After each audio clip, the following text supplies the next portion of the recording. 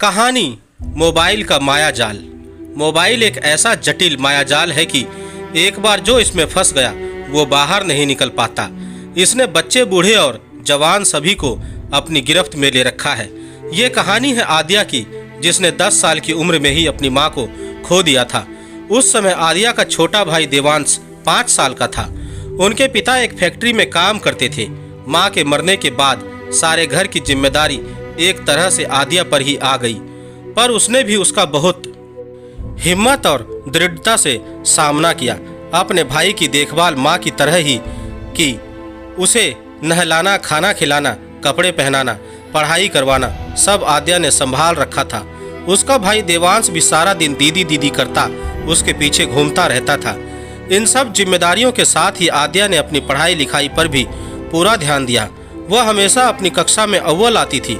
उसके पिता को उस पर बहुत गर्व था, पर उन्हें साथ ही इस बात का मलाल रहता था कि वो अपने बच्चों को सुख सुविधा नहीं दे पा रहे हैं। आद्या जैसी होनहार बिटिया को पढ़ाई करने के लिए पर्याप्त समय नहीं मिल पा रहा है। देवांश घर पर अकेला रह जाएगा, इसलिए आद्या ट्यूशन भी नहीं जा पा रही। पर आद्या ने हर मुश्किल समय में पिता का साथ दिया, उनका हौसला टूटने नहीं दिया। उन्हें हमेशा दिलासा दिलाई कि वो उनके साथ खड़ी है और उन्हें किसी भी बात के लिए परेशान होने की आवश्यकता ही नहीं है। देखते ही देखते आद्या के 9वीं कक्षा का और देवांश के 4थी कक्षा का परिणाम आ गया। दोनों ही अपनी कक्षा में अव्वल आए। आद्या की अध्यापिका ने उसकी बहुत तारीफ की। आद्या उनके विद्यालय की होनहार छात्रों में से एक थी, इसलिए विद्यालय ने उसे 10वीं से 12वीं कक्षा तक पढ़ने के लिए स्कॉलरशिप प्रदान की। बस शर्त यह थी कि आद्या की पढ़ाई में कमी नहीं आनी चाहिए।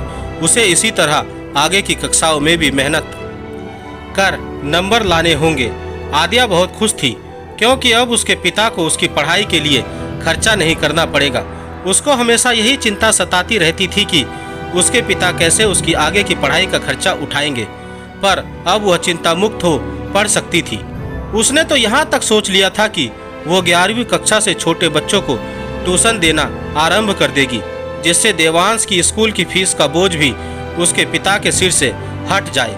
उसके पिता भी आद्या के परिणाम से बहुत खुश थे, इसलिए उपहार स्वरूप उन्होंने आद्या को अपनी कमाई में से बचत का एक स्मार्टफोन ला कर दिया।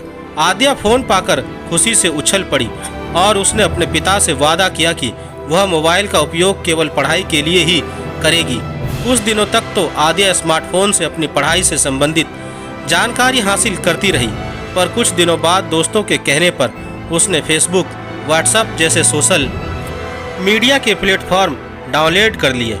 अब अधिकतर समय वह यूट्यूब पर वीडियो देखने, स्पॉटिफाई पर गाने सुनने, अपनी सुंदर तस्वीरें खींच उसे अपलोड करने में व्यतीत करने लगी। पढ़ाई से तो जिसका उसका नाता ही टूट गया था। अपनी पढ़ाई पर तो वो ध्यान दे ही नहीं रही थी, अपने भाई देवांश की पढ़ाई पर भी कुछ ध्यान नहीं दे रही थी।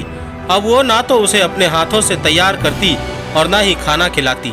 सारा समय सहेलियों के साथ सोशल मीडिया पर लगी रहती। उसकी 10वीं कक्षा थी, ये सोचकर उसके पिता ने काम वाली और खाना बनाने वाली भी रख ली थी।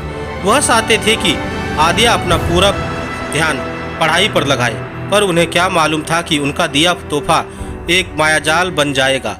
वो चाहते तो आद्या को डांट सकते थे, पर उन्होंने ऐसा नहीं किया।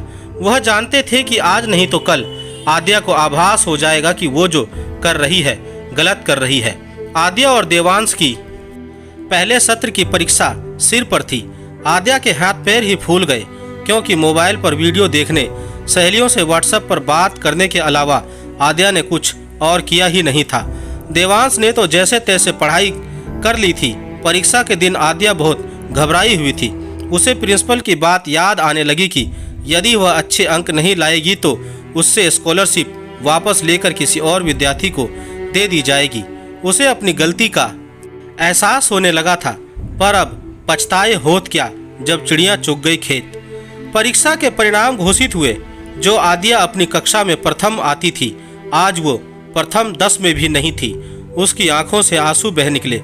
प्रिंसिपल ने उसे अपने ऑफिस में बुलाया और उससे उसके खराब परिणाम के बारे में पूछा, पर आद्या क्या जवाब देती। वो प्रिंसिपल से माफ़ी मांगने लगी। उसने प्रिंसिपल को सब सच बता दिया।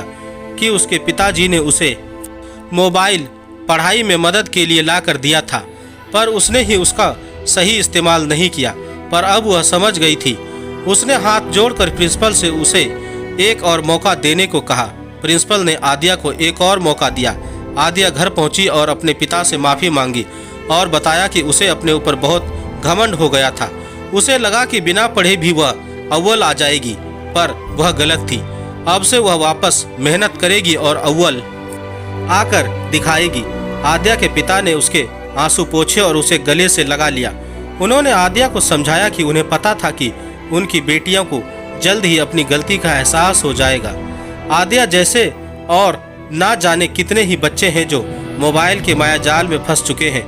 हमें मोबाइल का इस्तेमाल ज्ञान अर्जित करने के लिए ही करना चाहिए। फालतू के वीडियो, सोशल ग्रुप, ऑनलाइन खेल इत्यादि से दूरी बनाकर रखनी चाहिए।